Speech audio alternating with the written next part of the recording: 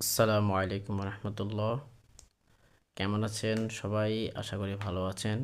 আজকে আমরা আপনাদের জন্য ক্লাস নিয়ে আসছি নুনে সাকিনের বিবরণ, যেটা অবশ্যই গুরুত্বপূর্ণ, এমনকি গুণনা কোন জায়গায় হবে কোন জায়গায় হবে না সেটা নিয়ে আজকে আপনাদের সামনে নিয়ে আসছি নুনে সাকিন। আজকে ইনশাল্লাহ আমরা নুনে সাকিনের কত প্রকার এবং তা কাকে বলে, কত প্রকার এবং কি কি সেগুলো ইনশাল্লাহ আজকে এই ক্লাসের মধ্যে আমরা শেষ করব। চলেন আমরা দেখি নুনে সাকিনের বিবরণ। এবং তানবিন চার প্রকারে পড়া যায়, যেমন ইকলাব, ইদগম, ইজহার, ইকফা। ইকলাবের হরফ কয়টি? একটি। বা ইকলাবের হরফ কয়টি? একটি। বা ঈদগামের হরফ ছয়টি। আগে দেখি ঈদগাম আবার দুই প্রকার, ঈদগামে বাগুন্না, ঈদগামে বেলাগুন্না। ঈদগামে বাগুন্না চারটি আর ঈদগামে বেলাগুন্না দুইটি। ঈদগামে বেলাগুন্না কোন দুইটি? র, লাম। আর চারটি আছে ইয়া, মিম, ওয়াও, নুন। এগুলো হচ্ছে ঈদগামে বাগুন্না। তারপর হলো ইজহারের হরফ হচ্ছে ছয়টি, হামজা, হা, আইন, হা, ওয়াইন, খ।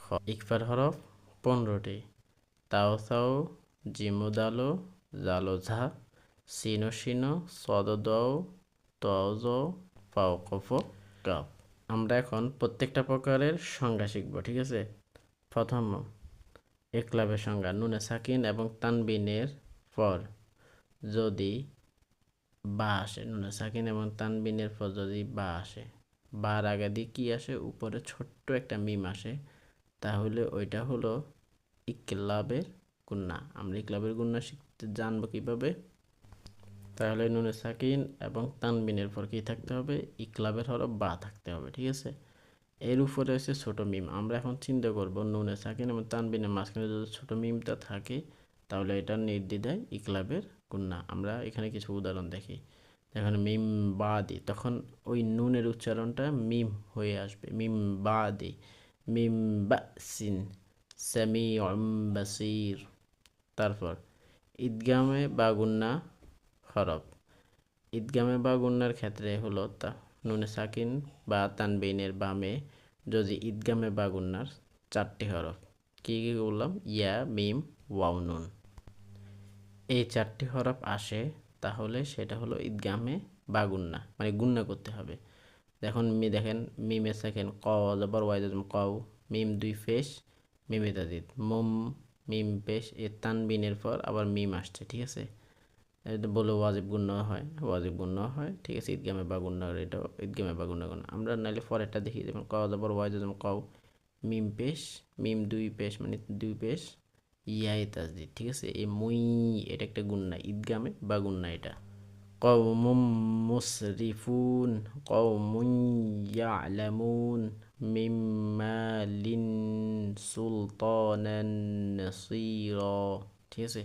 এগুলা এভাবে প্র্যাকটিস করবে। আমরা ঈদগামে বা গুন্না শেষ করলাম, এখন হচ্ছে ঈদগামে বেলা গুন্নায়। কিন্তু ঈদগামে বেলা গুন্না গুন্না হয় না, র এবং লাম কখনো গুন্না হয় না, ঠিক আছে? মিমে সাকিন বা তানবিনের পর যদি র এবং লাম আসে তাহলে সেটা ঈদগামে বেলা গুন্না এবং স্পষ্ট করিয়া পড়িতে হবে।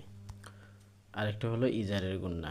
নুনে সাকিন এবং তানবিনের পর যদি ইজার হরফ ছয়টি, হামজা, হা, আইন, হা, ওয়াইন, খ। হামজাটা আলিফও হইতে পারে। তো হামজা, হা, আইন, হা, ওয়াইন, খ যে কোনো একটা হরফ আসলেই নুনে সাকিন এবং তানবিনের উচ্চারণ হবে স্পষ্ট ভাষা। যেমন কি দেখেন, মিমে পেশ নুনে জজম, এরপর কি? আলিফ, আলিফ জবর আ, জিম জবর যা, লাম দুই জের লিন, মিন আজালিন, কোনো গুণ হয় নাই, সাধারণ মিন আজালিন। আজাবুন আলিম, স্পষ্ট।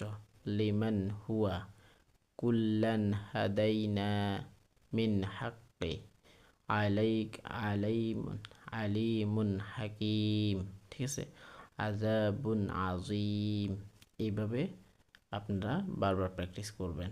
আর একটা যেটা বাকি রয়ে গেছে সেটা হচ্ছে ইকফা।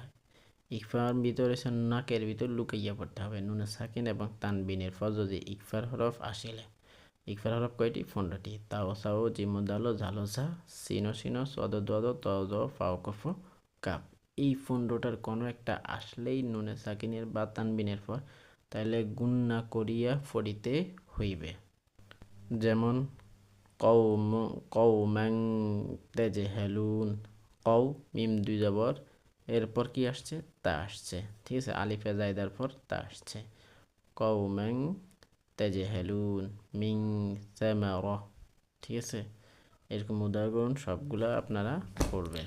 নুনে সাকিন এবং তানবিনের আজকে যে প্রকারগুলো আপনাদের আমরা পড়াইছি সেগুলা বারবার প্র্যাকটিস করবেন এবং কি বারবার পড়বেন, কেননা এগুলো আপনি মদ গুণনা কোন জায়গায় গুণনা করতে হবে না সেগুলো তো আমরা বলে দিছি। ভালো করে বারবার ক্লাসটা বারবার দেখবেন, এমনকি দেখে এগুলো প্র্যাকটিস করবেন।